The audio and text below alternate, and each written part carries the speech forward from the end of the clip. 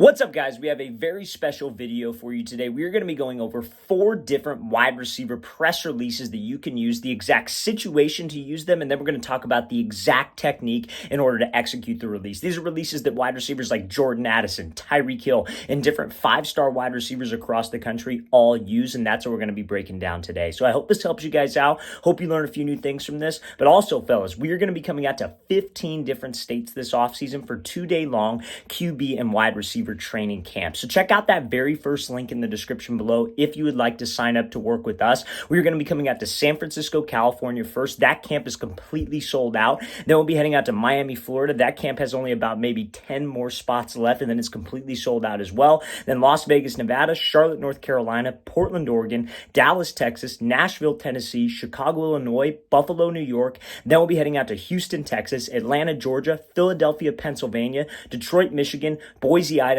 and Los Angeles, California. So if you guys would like some more information on how you can sign up, like we said, check out that very first link in the description below. Let's get back to this video.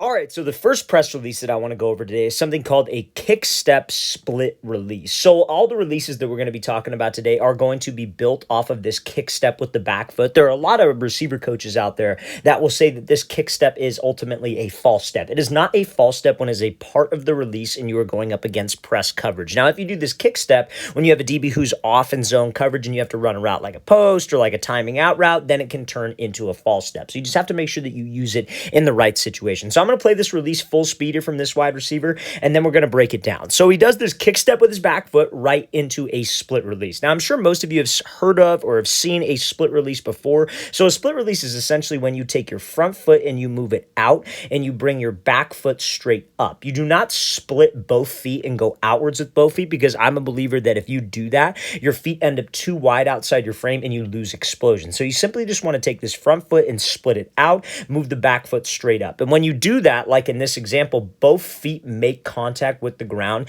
at the exact same time. Now, the reason why he does this kick step to it is to add a little bit more explosion and a little bit more twitch to this split release, because a lot of people will try this split release, but this like split portion of it is just flat out slow, and it's not explosive enough to kind of get a reaction or maybe threaten this DB to whatever his leverage is, right? So he does this kick step with his back foot. Now, this kick step is very subtle. You do not want to do this and have this like over-exaggerated big step behind your front foot. You are literally trying to punch the ground with your back foot.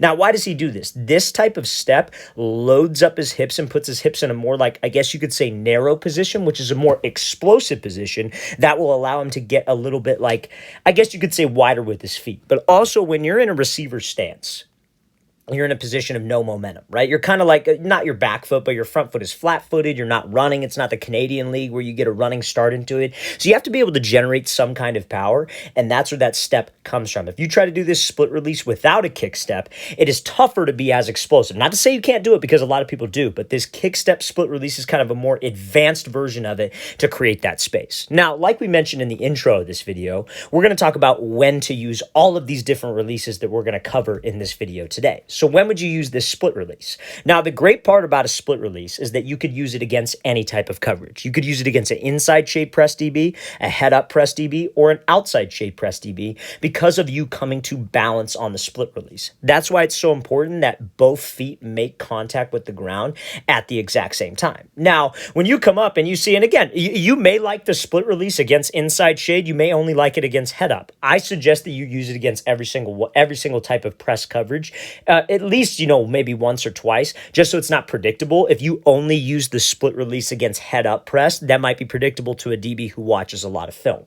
But as we can see here in this example, this DB's lined up inside shade press. So when he's inside shade, his goal is to prevent the inside. So if we do this split release, most likely we're going to be taking an outside release, but we still want to threaten this guy to the inside. So he does this kind of like hip and shoulder sway to the inside. You see how his hips, see how his shoulders, see how his head are all kind of like tilted to the inside. That's just simply to threaten his leverage while he is still in this balanced position. If this DB were lined up outside shade press, and let's say, for example, he had to run like a slant or maybe a post or whatever the case may be, he could do the same exact split release, but he would sway his hips and sway his shoulders in the opposite direction. Then if he were to be in head up press coverage right in front of him, he could split. He doesn't have to sway his head and shoulders, and he could just react off of this DB. Because he's in a balanced position, he could either go to the left or he could go to the right because both feet make contact with the ground. So a kick step split release is a great release to use versus any type of press coverage, but when we have it against inside shade press, make sure we give that hip and shoulder sway. So he does that kick step, very subtle, very quick, and then he's able to get separation easy on that comeback route.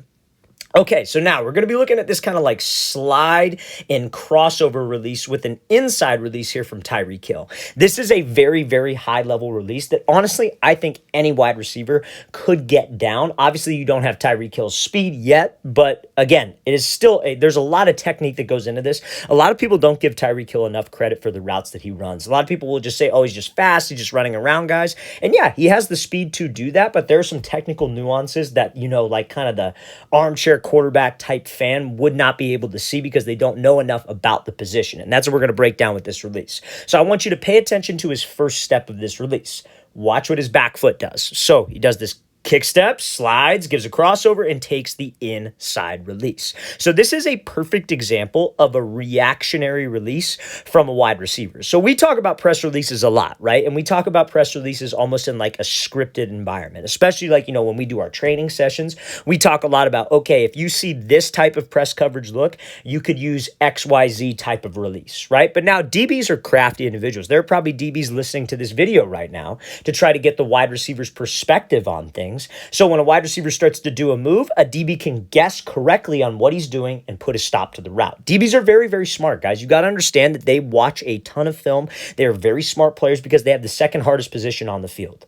They are guessing every single snap. So as a receiver, we have to have a plan off the line, but we also have to be able to react when that plan doesn't go the way we thought. So pre-snap, what does Tyreek Hill see here? He sees that the DB's lined up inside shade, maybe about a yard away. So with Tyreek Hill's speed, a great release that he could do, and you see guys like Justin Jefferson, Devontae Adams do this all the time. He does this little kick step behind, and what does that do? That creates explosion, and that puts his hips in a more like narrow, explosive position, so he could slide to the outside. What he's trying to do right now is gather information on this DB and see how he is going to play. Is this DB just going to sit to the inside with his leverage so Tyreek Hill could just take off and beat him with speed? And Tyreek Hill could very, very, very easily do that. He just slides to the outside, DB sits, bam, he just takes off and goes. Now, what the Eagles do, because the Eagles are smart, is that they are double teaming Tyreek Hill. So what this DB has to the inside is he has safety help to the inside. And how do we know that besides the fact that this safety came into the play later and Tyreek Hill just straight up outran him, is because this DB disguised his leverage. He lined up inside shade on the snap of the ball. Where does he go? He goes to the outside leverage. So if Tyreek Hill didn't react on this release, I don't care how fast he is either. If he slides to the outside and then just takes off and tries to run, this DB's going to get hands and squeeze him all the way to the sideline. Now, I don't know if you've ever seen Hill in person, but he's not the biggest guy in the world, right? So if this guy were to get physical and get hands and be able to just stay with him on his hip and ride him to the sideline, that's not enough room for the quarterback to throw him open and to fade him open, right? So what Hill does is he slides to the outside, but this is the beauty of this slide release. You can react. So we slide, he's got eyes on the DB, DB jumps, okay, great. He puts a crossover move on and he takes the inside release on a fade because it doesn't do him any good forcing an outside release versus outside shade press. Guys, if it's a mandatory outside release and let's say the slot receiver's running a 5-yard out or a 10-yard out, you got to force it. I'm not saying to do this in every situation, but if it's like a 4 verts concept and you could take an inside release, take it if that DB jumps and takes away the outside leverage. Nobody says that we automatically have to take an outside release unless it's a mandatory outside release. So he takes the inside release here. Now, this is where his speed comes into play, right? This is where it's very, very uncommon. This DB's got safety help inside. I think this safety should have either gotten there sooner or been a little bit deeper. Maybe he just misjudged the speed of Tyreek Hill, but he just straight up outran this guy. And that's where that athleticism comes into play. But honestly, fellas, any of you could put yourself in this situation where you're able to restack on a fade route with an inside release using this slide crossover, okay? So that's when you'd want to use it, and that's semi the technique. Let's go a little bit more detailed detailed into the technique. So what you would do again, like we said, you kick step behind this back foot, and then it's just a shuffle. You almost like reach with the left foot and kind of drag this right foot behind. You're gathering info on the DB. He'll now sees that he jumps outside. Okay, great. I'm just going to do a simple crossover. I take the inside release. When you do this, you must restack. And we're going to talk about a great move that you guys can do. It's called a shoulder reduce at the end of this video, but it's essentially where you dip your shoulder and stack, but we have to stack this guy in this situation. If you're running a fade with an inside release and this DB's right on your hip, we're screwed and we're going to get our asses chewed out by our coach. So we have to make sure that we restack on this type of release. So slide crossover, almost a slide reaction release, is a great release that any receiver can use, especially when they have an inside shade DB. And if they know they might be getting doubled or this DB likes to disguise that leverage. Guys, press releases are just as much about a plan as reacting. Okay, so this next release I want to go over here is something called a vertical wide step release. So you would want to use this when you have some distance between you and the DB, right? So like this case here, Jordan Addison, this DB, there's probably about, I would say, like maybe 2 yards of space, right? So with 2 yards of space, this DB is playing like that for a reason. He wants to keep this 2 yards of space to force Addison into choosing a release so he could get hands. They call this catch technique. So like, let's say, for example, Addison gives just like a quick move here, but there's still a big gap of space, and he runs to the inside. This DB could cut off the angle and get hands, make contact here, and that's not the best case scenario for Addison, right? He wants to make people miss and get up into his route and keep timing with the QB. So what he decides to do is he decides to close distance on this release, but this type of release is so great because you could also use it if Addison was right up on the line and this DB was right up in his face, but he would change up the technique slightly, and that's what we're going to be talking about. So watch the first step of this release. Take a look at his back foot. Kick steps, vertical wide step. Takes an inside release, runs this like slant corner type route, is able to draw the pass interference call, but also is still able to finish and get this catch. So let's talk about it. That kick step, what does that kick step do? That creates explosion because you're in a position of no momentum right now. Even with his back heel off the ground, even in this good stance inside of his frame, he's still not in the most explosive position. So this kick step creates explosion, but it also loads up his hips. So when he does this wide step, he can step further. Guys, from a position of no momentum, he is not going to be able to step where he steps. You need to create some explosion first. So he does this kick step, he creates some explosion. You see how he is stepping outside of the DB's frame, but he is almost stepping at a 45-degree angle. That is because this DB had that 2 yards of space. If he's going to give us space, we have to close the space. And you see, because he loaded up his hips, he was able to throw his hip into the cut.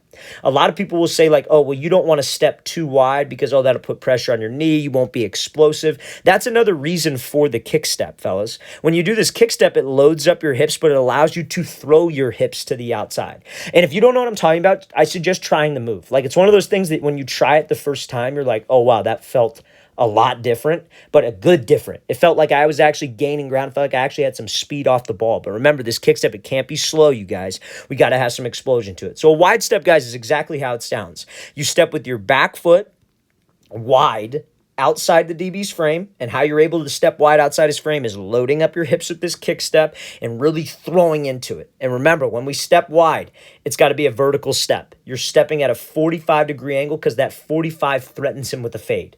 Nobody runs a fade 90 degrees and then they go vertical. They go straight vertical right now. So that's what that step has to do. The hips, the shoulders, the head, everything has to sway to the outside, and then we're able to get separation to the inside. So that's kind of the technique on the move, right? And we want to use it when he's about 2 yards off. Now, situationally with the DB, you could use it when he's about 1 to 2 yards off, and you could use it when he's head up, or you could use it when he's outside shade. So like, think about the last example with Tyreek Hill. Let's say that DB didn't disguise his leverage. Let's say pre-snap he was showing his leverage outside shade. You could do that move to threaten his leverage, because the best way to get a DB to move, try to get him to run, try to make him think you're running where he doesn't want you to go. When he's outside leverage, he doesn't want you to go outside. So let's make him think we're going outside. That's the best course of action to get him to move. So we can step like that. That will get him to move off that platform. Now, let's say, for example, you have this type of look, head up or outside shade, and you want to take an inside release on a route. But let's say you're on the ball and this DB's right in front of your face. He closed the distance for us. So when you do this kick step, you could do or when you do this wide step, you could do the same kick step, fellas, but instead of stepping here, you can step lateral. You're still stepping outside of his frame. You're not running into him. You're not exposing your chest and allowing him to get hands and reroute. So if he closes the distance for us, I don't got to worry about it, but this release is so great because it could go lateral or it could go vertical. It all depends on the distance the DB has from us. So let's play this full speed one more time. Great job, Addison, working this move, taking that inside release and able to get separation on this double move.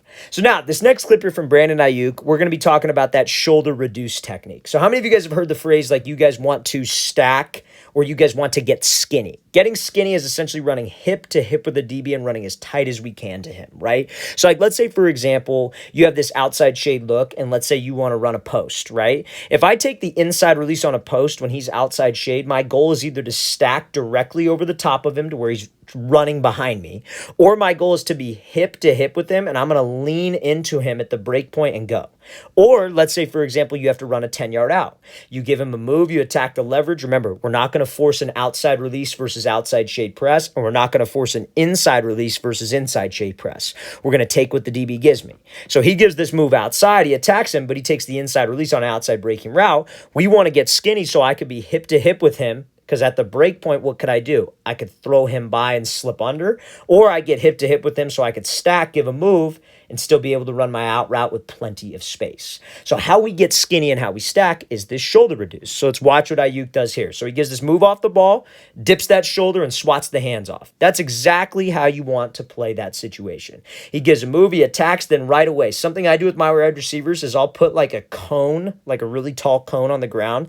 I have these guys dip their shoulder and they have to pick up the cone and continue to stay tight on the path. Because guys, when you dip that shoulder, you are in a low explosive position. If this DB gets hands on the top of your shoulder, you could just shrug him off. And now we're getting into his cushion. We're getting skinny. This is going to help me stack him or help me lean into him with my body at the break point so I could widen the gap between me and him.